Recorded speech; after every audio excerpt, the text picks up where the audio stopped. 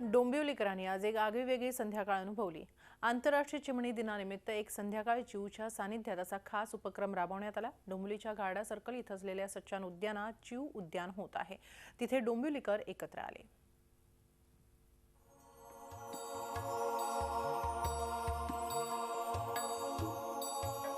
डोंबिवली म्हटलं की ती आठवते तुडुंब गर्दी, इमारतीचं जंगल आणि भयानक प्रदूषण। मात्र अशा वातावरणातही डोंबिवलीकर काही सुंदर उपक्रम राबवत असतात। त्यापैकीच एक नवा उपक्रम म्हणजे चिऊ उद्यान। घारडा सर्कल परिसरात असलेल्या कॅप्टन विनय कुमार सच्चान स्मारक परिसरात डॉक्टर प्रल्हाद देशपांडे आणि सुदीप साळवी यांच्या मार्गदर्शनाखाली चिऊ उद्यान साकारण्यात आले। मागच्या 7 महिन्यांपासून सुरू असलेल्या मेहनतीला अखेर यश येतंय। इथे चिमण्या आणि विविध पक्षी यायला सुरुवात झाली आहे। त्याचा आनंद म्हणून डोंबिवलीकरांनी चिमण्यांच्या सानिध्यात संध्याकाळ व्यतीत केली।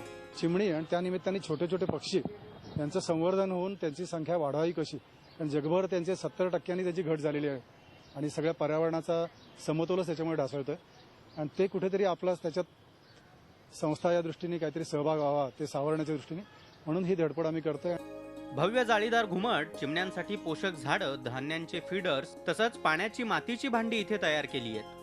हे उद्यान अजून सर्वसामान्यांसाठी खुलं केलेलं नाही, पण चिमण्यांचा चिवचिवाट आणि पाखरांचा किलबिलाट ऐकून डोंबिवलीकरांची पावलं इथे वळायला लागली आहेत। गेल्या 15 दिवसामध्ये सुमारे 150 ते 200 चिमण्यांची ये जा सुरू असते आणि खूप पाहायला अतिशय आनंद वाटतोय। सगळा दुष्काळ जाऊ दे म्हणतो, प्रदूषण जाऊ दे म्हणतो, तर ते केवळ जाऊ दे असं नाही, तर त्याच्यासाठी मी काहीतरी करेन असं एक थोडासा बारीक संदेश आहे, तो या उद्यानाच्या निमित्तानं आहे। इकडे आलो की 4 साईडने चिमण्या, मी एकटाच आहे इथे, पण मला असं एकटा असं वाटत नाही।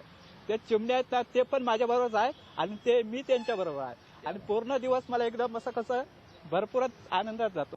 मोबाईल टॉवर्स मधून उत्सर्जित होणाऱ्या चुंबकीय लहरी, बेसुमार बांधकामं त्यामुळे पक्ष्यांची संख्या कमालीची कमी होत चालली आहे।